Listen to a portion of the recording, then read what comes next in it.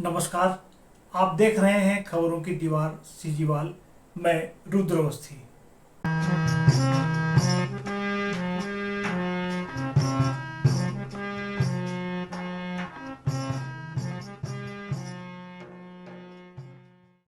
उस दिन अगर सब कुछ सामान्य ढंग से बढ़िया होता तो खबर की हेडलाइन होती कि छत्तीसगढ़ के भाजपा विधायक ने सामूहिक विवाह में अपनी शादी रचाई।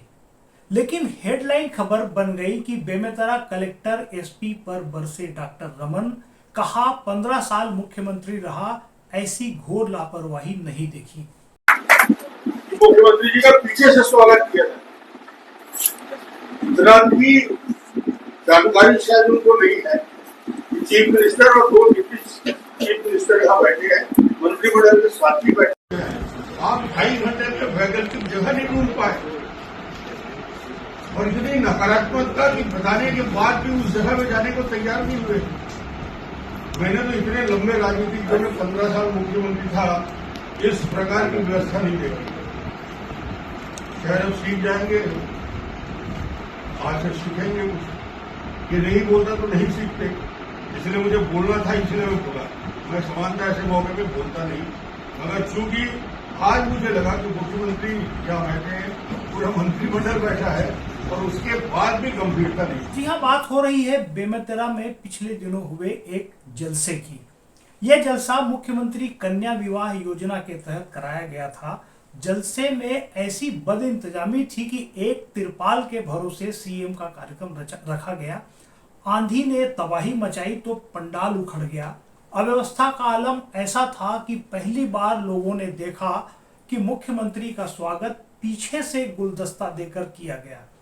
सहज सरल सौम्य मिजाज रखने वाले विधानसभा अध्यक्ष डॉक्टर रमन सिंह भी बिफर पड़े। प्रिंट मीडिया में हेडलाइन के साथ बॉक्स में छपने वाली खबर की भी अहमियत होती है, लेकिन यहां उल्टा हो गया। जो खबर हेडलाइन में होनी थी वो बॉक्स में छप गई और बॉक्स की खबर हेडलाइन बन गई। इस घटना के बाद छत्तीसगढ़ में निरंकुश अफसरशाही से लेकर प्रशासन में सरकार की कमजोर पकड़ जैसे कई सवाल तैरने लगे हैं। हुआ यह कि इसी जून महीने की 1 तारीख को बेमेतरा जिला मुख्यालय में मुख्यमंत्री कन्या विवाह योजना के तहत सामूहिक विवाह का कार्यक्रम आयोजित किया गया था।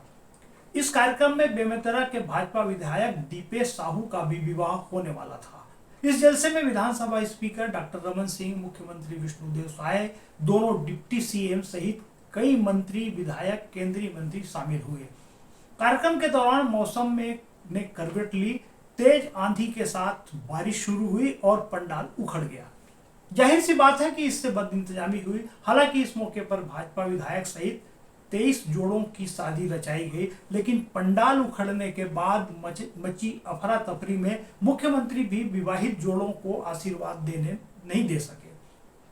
हालत यह थी कि केंद्रीय मंत्री तोखन साहू भी बारिश आंधी से बचने के लिए जगह ढूंढते नजर आए। बाद में रेस्ट हाउस के एक कक्ष में आशीर्वाद का कार्यक्रम रखा गया। इस दौरान भी व्यवस्था सही तरीके से नहीं बन पाई और मुख्यमंत्री सहित अतिथियों का स्वागत पीछे से गुलदस्ता देकर किया गया। यह माजरा देखकर विधानसभा स्पीकर डॉक्टर रमन सिंह नाराज हुए। उन्होंने सभी के बीच माइक लिया और कहा कि 15 साल मुख्यमंत्री रहते हुए उन्होंने ऐसी अव्यवस्था नहीं देखी। उन्होंने कलेक्टर और एसपी को फटकार लगाई और सीधे शब्दों में चेताया कि यह कोई तरीका नहीं है कि मुख्यमंत्री जी का स्वागत पीछे से किया जाए। उनकी नाराजगी इस बात को लेकर भी थी कि 2.5 घंटे में भी प्रशासन कार्यक्रम के लिए वैकल्पिक जगह नहीं ढूंढ सका। उन्होंने यह भी कहा कि मुख्यमंत्री और दोनों डिप्टी सीएम सहित पूरा मंत्रिमंडल मौजूद है, लेकिन उनकी गरिमा का ख्याल नहीं रखा गया। सीएम 2.5 घंटे से यहां है, लेकिन अधिकारी मीटिंग की जगह तय नहीं कर पा रहे हैं।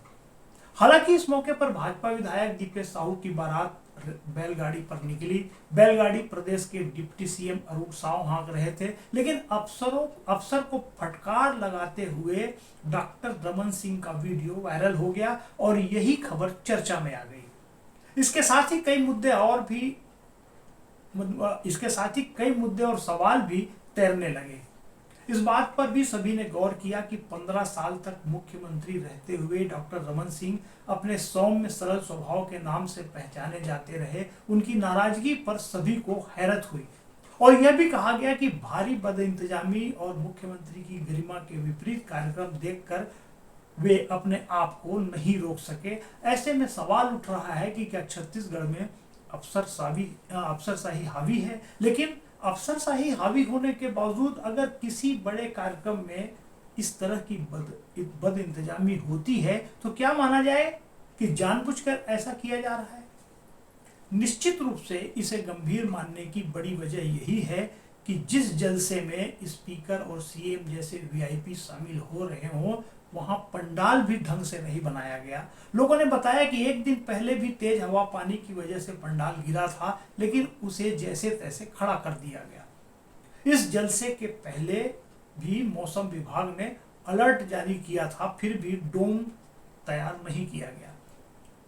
दिलचस्प बात यह भी है कि यह बदइंतजामी स्पीकर और सीएम ने अपनी नजरों से देखी और नाराजगी भी जताई, लेकिन उसके बाद कहा गया कि मामले की उच्च स्तरीय जांच कर दोषी लोगों के खिलाफ एक्शन लिया जाएगा।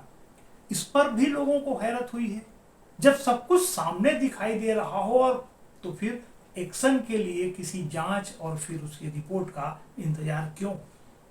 यह भी सरकार की प्रशासनिक कसावट पर सवाल खड़ा करता है। वैसे इस घटना से यह सवाल भी उठ रहा है कि क्या नए जिलों में पर्याप्त अधोसंरचना का विकास नहीं हो पाया है जिससे इस तरह की स्थिति आ रही है। हालांकि बेमेतरा के बारे में जानकारी दी गई है कि वहां टाउन हॉल सहित कई प्राइवेट हॉल हैं जहां ऐसे कार्यक्रम सुविधाजनक तरीके से कराए जा सकते हैं। फिर भी प्रशासन ने दूरदर्शिता नहीं दिखाई और भारी अव्यवस्था के साथ ही सरकारी सिस्टम पर कई सवाल भी खड़े हो गए।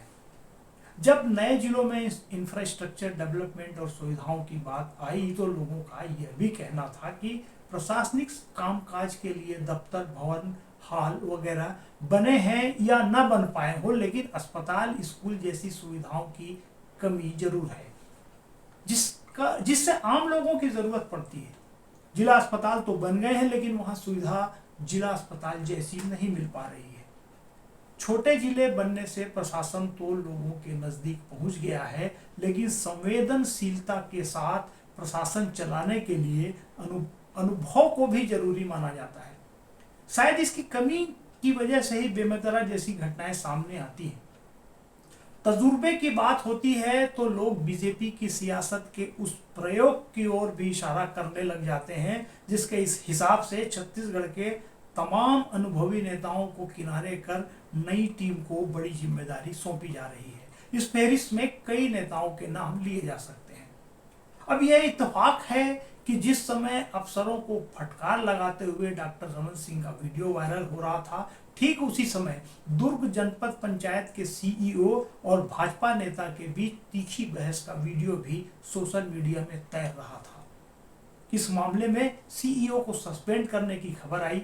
इसी बीच उधर उत्तर छत्तीसगढ़ के सरगुजा इलाके में एक अलग वीडियो सोशल मीडिया पर गोते लगा रहा था, जिसमें एक नायब तहसीलदार सीतापुर के एमएलए रामकुमार टोप्पो पर मारपीट का आरोप लगा रहे हैं। इस मामले में दोनों पक्षों के खिलाफ पुलिस में मामला दर्ज हुआ और इसके बाद एक बड़े काफिले के साथ सरेंडर के लिए जाते हुए एमएलए का वीडियो भी मोबाइल स्क्रीन पर घूमता रहा। यानी करीब करीब एक ही समय में छत्तीसगढ़ के उत्तर से दक्षिण तक ऐसे चलचित्र सुर्खियां बटोरते रहे जिसकी मिसाल कम ही मिलती है। बदइंतजामी, डांट फटकार, नोक-झोंक और मारपीट की इस सीरीज पर बात करते हुए आखिर में यह सवाल हम आप पर छोड़ जा रहे हैं कि लगाम पर से किसकी पकड़ ढीली हुई है और कहां पर कसावट की जरूरत पहले है। नमस्कार।